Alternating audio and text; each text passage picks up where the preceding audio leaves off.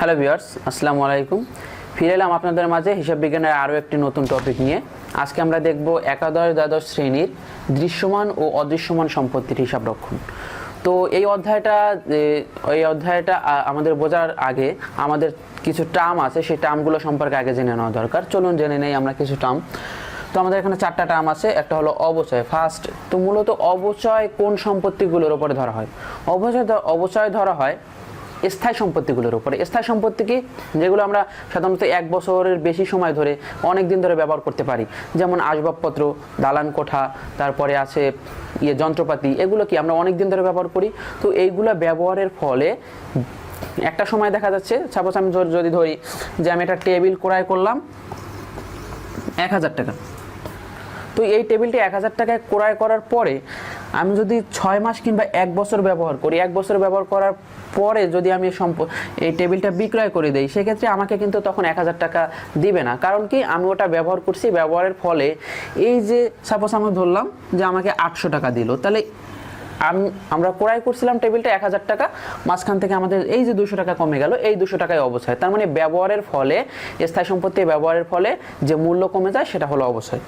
Viewers, 2 নম্বর যে টার্মটা আছে এটা হলো অবচয়যোগ্য মূল্য। অবচয়যোগ্য মূল্য হলো আমাদের যে মূল্যটার উপরে মূলত সম্পূর্ণটাই অবচয় করা যায়, এটা হলো অবচয়যোগ্য মূল্য। তার মানে এখানে যে মূল্যটা থাকবে পুরোটাই অবচয় হইতে পারে, এটা হলো অবচয়যোগ্য মূল্য। ভগ্নাবশেষ মূল্য। ভিউয়ার্স, এই ভগ্নাবশেষ মূল্য টার্মটা আমাদের এখানে একটা খুব গুরুত্বপূর্ণ বিষয় এই অধ্যায়ের। এই ভগ্নাবশেষ মূল্য হলো যে একটা সময় শেষে, অবচয় শেষেও যে সম্পূর্ণ অবচয় হইতে পারে, কিন্তু সাপোজ আপনি যদি ধরি যে অবচয় ধরতে ধরতে এক নিয়ম অবচয় ধরতে ধরতে তারপরে কিন্তু পুরোটা অবচয় হয়ে যায় না, একটা স্থায়ী সম্পত্তির একবারে কিছু অংশ কিন্তু থেকে যায়। তো ওই কিছু অংশ বিক্রয় করায় যে অর্থটা পাইতে পারি সেটা হলো আমাদের ভগ্নাবশেষ মূল্য। আমাদের লাস্ট যে টার্মটা আছে সেটা হলো সম্পত্তির আয়ুকাল। তো সম্পত্তির আয়ুকাল জিনিসটা কি? আমরা একটা স্থায়ী সম্পত্তি ক্রয় করার প্রথমে আমরা একটা আনুমানিক আয়ুকাল ধরে নেই যে সম্পত্তিটা আমরা এত বছর ব্যবহার করতে পারবো, এত বছর ব্যবহার করতে পারবো। সাপোজ আমরা যখন একটা বিল্ডিং তৈরি করি, তখন যে ইঞ্জিনিয়ার থাকে সে বলে দেয় যে এই বিল্ডিংটা আপনি 50 বছর থাকতে পারবেন, কোনো সমস্যা হবে না। তো এরকমভাবে একটা টেবিল ক্রয় করার পর বলে যে অনায়াসে আপনি এটা 5 বছর ব্যবহার করতে পারবেন। তো এই যে আনুমানিক একটা আয়ুকাল ধরা হয়, এটাই হলো আমাদের সম্পত্তি আয়ুকাল। তো ভিউয়ার্স, আশা করি আপনারা টার্ম চারটা বুঝতে পারছেন। আমরা কিছু নিয়মে চলে যাই। ভিউয়ার্স, আমাদের এই অধ্যায়ে অনেকগুলো অবচয় নির্ণয় করার পদ্ধতি আছে। তো আমরা একটি পদ্ধতি নিয়ে আজকে আলোচনা করি। চলুন, আমাদের সবার প্রথমে যে পদ্ধতিটি আছে সেটা হলো সরলরৈখিক পদ্ধতি। তো এই পদ্ধতিতে অবচয় নির্ণয় করার জন্য আমাদের কিছু টার্ম আগে বলে দিচ্ছি। আপনারা একটু ভিডিওটা পজ করে আস্তে আস্তে সেই বিষয়গুলো একটু খাতায় লিখে নেবেন, তাহলে আপনার জন্য সুবিধা হবে। তো এই পদ্ধতিতে সবার আগে আমাদের অবচয়যোগ্য মূল্য নির্ণয় করতে হবে এবং প্রতি বছর অবচয়ের পরিমাণ সমান হবে। তো সবার আগে অবচয়যোগ্য মূল্য নির্ণয় করি। তো অবচয়যোগ্য মূল্য কিভাবে নির্ণয় করতে হয়? অবচয়যোগ্য মূল্য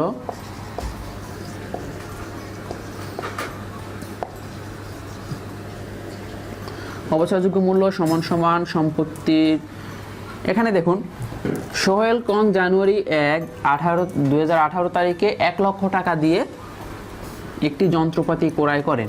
সংস্থাপন ব্যয় 5000 টাকা, ভগ্নাবশেষ মূল্য 5000 টাকা। এক্ষেত্রে অবচয়যোগ্য মূল্য কিভাবে নির্ণয় করবেন? এই যে 1 লক্ষ টাকা আছে এবং সংস্থাপন ব্যয় আছে 5000 টাকা, এই দুইটা আপনারা যোগ করবেন। তার মানে সম্পত্তির ক্রয় মূল্য এবং সম্পত্তি ক্রয় করতে অন্য যে সকল ব্যয় যদি থাকে, তাহলে সম্পত্তির ক্রয় মূল্য লিখি আমি এক কথায়, সম্পত্তির ক্রয় মূল্য না, মূল্য লিখি, সম্পত্তির মূল্য মাইনাস সম্পত্তির যে মোট মূল্যটা থাকবে, তার মানে সংস্থাপন ব্যয় এই ক্রয় মূল্যের সাথে যোগ করে তারপরে এই যে ভগ্নাবশেষ মূল্যটা আছে এটা বাদ দিয়ে দেবেন।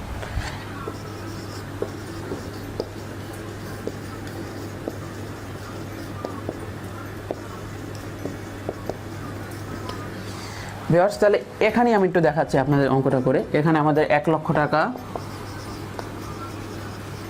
প্লাস 5000 টাকা মাইনাস এখান থেকে যাবে আমাদের ভগ্নাবশেষ মূল্য আছে 5000 টাকা। তো আমাদের টোটাল কত টাকা থাকতেছে? অবচয়যোগ্য মূল্য 1,05,000 -5, তাহলে আমাদের মূল্য থাকতেছে 1 লক্ষ টাকা। ভিউয়ার্স, এই ভগ্নাংশ মূল্য বাদ দিয়ে আমাদের অবচয়যোগ্য মূল্যটা নির্ণয় করতে হবে, এটা সবসময় খেয়াল রাখবেন। সেক্ষেত্রে আমাদের অ্যামাউন্টটা এখানে ক্রয় মূল্য সমান হয়ে গেছে, কিন্তু অ্যামাউন্টটা যদি একটু চেঞ্জ করে তাহলে কিন্তু অন্য অ্যামাউন্ট হয়ে যাবে। সেক্ষেত্রে আপনারা একটু ভালো করে খেয়াল রাখবেন যে ভগ্নাংশ মূল্য অবশ্যই বাদ দিতে হবে, তারপরে যে অবচয়যোগ্য মূল্যটা আসবে তার উপরে আমরা অবচয়টা নির্ণয় করব। তো ভিউয়ার্স, এখন আমি 3 বছরের অবচয় নির্ণয় করি। এক্ষেত্রে আপনাদের বিভিন্ন ধরনের প্রশ্ন আসতে পারে, যেমন 4 বছর, 5 বছর, 2 বছরের অবচয় নির্ণয় করো। তো আমরা 3 বছরের অবচয় নির্ণয় করি আমাদের ভিডিও ডিউরেশন ছোট করার জন্য। সেক্ষেত্রে প্রথম বছর ছিল কত? 2018। অবচিত মূল্য কত? অবচিত মূল্য ছিল আমাদের 1 লক্ষ টাকা। অবচয়ের হার কত? 10%। 10%-এ কত টাকা আসতেছে আমাদের? 10%-এ আসতেছে 10,000 টাকা। এই হলো আমাদের অবচয়। ভিউয়ার্স, অবচয় সঞ্চিতিটা কি? প্রতি বছর যে পরিমাণ অবচয় হয় সবগুলো অবচয় এসে এখানে যোগ হয়, এটাকে বলে অবচয় সঞ্চিতি। তো আগে যেহেতু কোনো অবচয় সঞ্চিতি ছিল না, সেহেতু আমাদের প্রথম বছর অবচয় সঞ্চিতি হবে 10,000 টাকা। ভিউয়ার্স, এখন তাহলে আমাদের সমাপনী মূল্যটা কত? আমাদের 1 লক্ষ টাকা ছিল অবচিত মূল্য, সেখান থেকে যদি 10,000 টাকা বাদ দেয় তাহলে আমাদের মূল্য থাকতেছে 90,000 টাকা। ভিউয়ার্স, তাহলে আমাদের পরবর্তী বছর চলে যায় 2019। এখন এক্ষেত্রে আপনাদের একটা বিষয় খেয়াল রাখতে হবে, বলেছিলাম যে প্রতি বছর অবচয়ের পরিমাণ হবে কি সমান, এবং এখানে আরও একটা বিষয় খেয়াল রাখতে হবে, প্রতি বছর এই একই মূল্যের উপর অবচয় ধরতে হবে। তার মানে এর পরবর্তী বছর আমরা 90,000 টাকার উপরে ধরবো না, প্রতি বছরই আমরা 1 লক্ষ টাকার উপরে ধরবো, এবং আমাদের অবচয়ের পরিমাণও প্রতি বছর সমান হবে। এই পদ্ধতিটা মোটামুটি ইজি একটা পদ্ধতি, আপনারা একটু বাসায় ট্রাই করলে পারবেন। 10% ধরলে 10,000 টাকা। ভিউয়ার্স, এখন অবচয় সঞ্চিতি কত? আগের বছরের অবচয় সঞ্চিতি কত ছিল এবং বর্তমান বছরের অবচয়, এটা যোগ করতে হবে এভাবে। আগের বছরের অবচয়, আমি আবারও বলতেছি, আগের বছরের অবচয় সঞ্চিতির সাথে বর্তমান বছরের অবচয় যোগ, তাহলে আমাদের যেটা বেরোবে অবচয় সঞ্চিতি টোটাল 20,000 টাকা। ভিউয়ার্স, এখন অনেকের এখানে প্রশ্ন থাকতে পারে যে আমরা এখন সমাপনী মূল্যটা কীভাবে বের করব?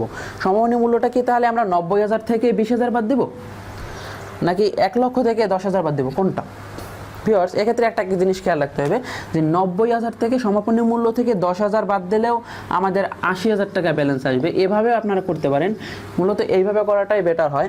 আর একভাবে করতে পারেন, সেটা হলো অবচিত মূল্য থেকে অবচয় সঞ্চিতি বাদ দিবেন প্রতি বছর, কিন্তু এক্ষেত্রে একটু অন্যরকম ক্রিটিক্যাল হয়ে যাওয়ার সম্ভাবনা আছে। তার চেয়ে আপনারা আগের বছরের সমাপনী মূল্য থেকে বর্তমান বছরের অবচয়টা বাদ দিয়ে দেবেন, তাহলেই এটা আপনাদের জন্য সহজ হবে। ভিউয়ার্স, তৃতীয় বছর 2020, 1 লক্ষ টাকা। যেহেতু প্রতি বছর একই পরিমাণ টাকার উপরে অবচয় ধরতে হবে, 10%, 10,000 টাকা। তাহলে আমাদের এখন অবচয় সঞ্চিতি কত? আগের বছরের অবচয় সঞ্চিতির সাথে বর্তমান বছরের অবচয় যোগ 30,000 টাকা। আমাদের এখন ব্যালেন্স থাকতেছে কত? সমাপনী মূল্য, আগের বছরের সমাপনী মূল্য, বর্তমান বছরের অবচয়। আমি আবারও বলতেছি, আগের বছরের সমাপনী মূল্য, বর্তমান বছরের অবচয়। সেক্ষেত্রে আমাদের 70,000 টাকা থাকতেছে। ভিউয়ার্স, এক্ষেত্রে যদি আরও 2 বছর, 3 বছর, 4 বছর, মানে যে কয় বছর বলে আপনারা এই একই নিয়মে করে যাবেন, তো সমস্যা হবে না আশা করা যাচ্ছে। তো আশা করি আপনারা সরলরৈখিক পদ্ধতিতে এই নিয়মটা বুঝতে পারছেন। এক্ষেত্রে আমি আবারও আপনাদের জন্য একটু রিপিট করতেছি। সবার প্রথমে আমাদের অবচয়যোগ্য মূল্য নির্ণয় করতে হবে। সম্পত্তির যে মূল্য আছে, এখানে সম্পত্তির শুধুমাত্র ক্রয় মূল্য না, সম্পত্তিটা ক্রয় করার সাথে আনুষঙ্গিক আরও যদি কোনো ধরনের ব্যয় থাকে, যেমন পরিবহন ব্যয়, সংস্থাপন ব্যয়, সে সবগুলো যোগ করার পরে আমরা বাদ দিব ভগ্নাংশ মূল্য, তাহলে যে মূল্যটা বেরোবে সেটা হলো অবচয়যোগ্য মূল্য। এবং প্রতি বছর অবচয়ের পরিমাণ সমান হবে এবং প্রতি বছর একই পরিমাণ টাকার উপরে অবচয় ধরতে হবে। তার মানে অবচয়যোগ্য মূল্য, প্রতি বছরই আমরা অবচয়যোগ্য মূল্যের উপরে অবচয় ধরবো। আশা করছি সরলরৈখিক পদ্ধতিতে আপনাদের কোনো সমস্যা থাকবে না। আমরা এর পরবর্তী আস্তে আস্তে ধাপে ধাপে সবগুলো পদ্ধতি করাবো। এছাড়া এই অধ্যায়ের যে জাবেদাগুলো আছে সেগুলো আমরা করাবো আপনাদের। ধন্যবাদ।